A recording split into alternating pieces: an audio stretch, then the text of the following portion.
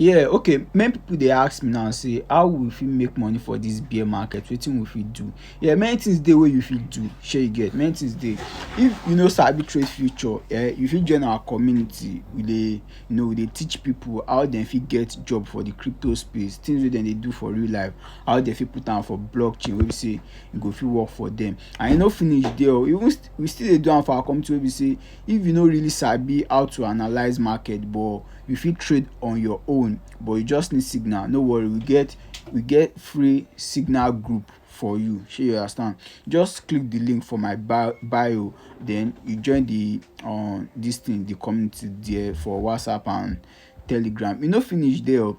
We dey drop this market update, wetin dey go on for market, like things wey fit affect the market. That one na fundamental. Shey you get the point? So if you really wan get all this info, or you just click the link there for about, because na me and my team we gather together dey do all this thing for free. You get, for free. So you no need to stress yourself or anything. Even if you still wan learn about crypto from scratch, or you no understand anything, you fit join the community, send us message, we go still help you. You get? So na im be that.